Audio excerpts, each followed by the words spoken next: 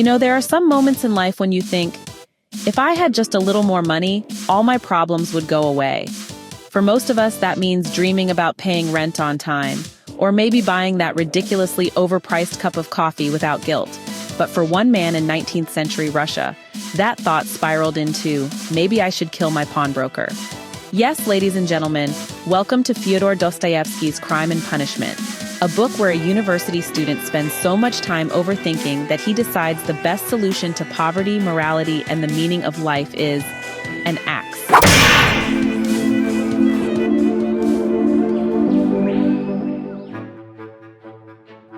Our main character, Rodya, full name Rodya Raskolnikov, is a student, and not just any student. He's one of those kind-hearted types. Everyone who knew him says so. He would happily give away his last ruble, or kopeck, to complete strangers if he thought they needed it more than he did. But then, like some twisted Robin Hood, he decides to take justice into his own hands. He hears about Alyona Ivanovna, a rich old pawnbroker who is as wicked as they come. She's made her fortune through unscrupulous dealings, mistreated her stepsister, and basically turned the poor girl into a slave. To Rodya, this woman is not just unpleasant, she's a stain on society. And what do you do with stains? You scrub them out. Or in Rodya's case, you plan a murder. But here's the thing, why exactly does Rodya do it? Is he trying to correct a wrong? Is he trying to make the world a better place? Or is he just trying to prove to himself that he's got the guts to step over a moral boundary and keep walking? See, Rodya has this fascinating theory about human beings. He divides them into two categories. First, the ordinary men, the law-abiding conservative types who preserve the world and keep things running smoothly. They live in the present, they obey, they don't shake things up. And then there are the extraordinary men. These are the visionaries, the destroyers, the rule breakers, the people who make new laws and change the world. They live in the future, they transgress, they dare. They are killed today but worship tomorrow. As Dostoevsky writes, the first category is always the man of the present, the second the man of the future.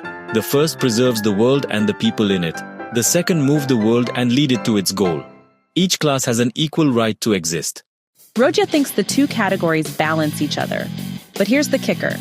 Once in a while, an ordinary man tries to play at being extraordinary. And when that happens, chaos.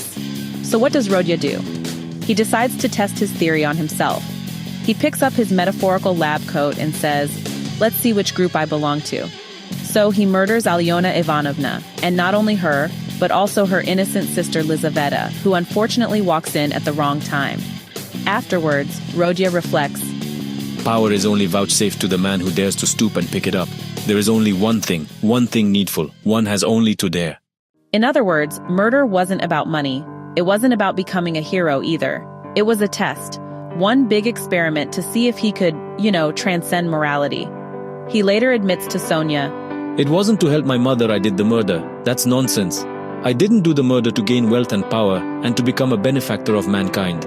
Nonsense. I simply did it. I did the murder for myself alone. And whether I became a benefactor to others or spent my life like a spider catching men in my web and sucking the life out them, I couldn't have cared at that moment. Interestingly, before his confession to Sonia, Rodya debates Luzhin, the fella who wants to marry his sister Dunya. Luzhin believes in the trickle-down effect. Get rich first, then help others. But Rodya calls him out, saying, why, carry out logically the theory you were advocating just now, and it follows that people may be killed. See the irony? Rodya himself is already on the path of logical murder. But here's where Dostoevsky really messes with us. Rodya's motive is never crystal clear. On one hand, he insists he did it to test his extraordinary man theory. On the other hand, during his trial he says poverty drove him to it. To the decisive question as to what motive impelled him to the murder and the robbery, he answered very clearly with the coarsest frankness that the cause was his miserable position, his poverty and helplessness, and his desire to provide for his first steps in life with the help of the 3,000 rubles he had reckoned on finding. So which was it? Philosophy or hunger? Or maybe both? When it comes to guilt, Rodya is complicated. He never truly regrets killing Alyona. Instead, he regrets his cowardice afterwards. He says, crime! What crime? He cried in a sudden fury. That I killed a vile, noxious insect, an old pawnbroker woman, of use to no one. Killing her was atonement for 40 sins. She was sucking the life out of poor people. Was that a crime? I am not thinking of it, and I am not thinking of expiating it. He even compares himself to soldiers who kill in war. I fail to understand why bombarding people by regular siege is more honorable. But as much as he tries to rationalize, guilt eats him alive. He finds himself living in the very mental state he once described in an article he didn't even know was published. An article about the psychology of criminals after committing crimes. His torments drive him to the edge until he finally confesses. And here's where the love story thread comes in.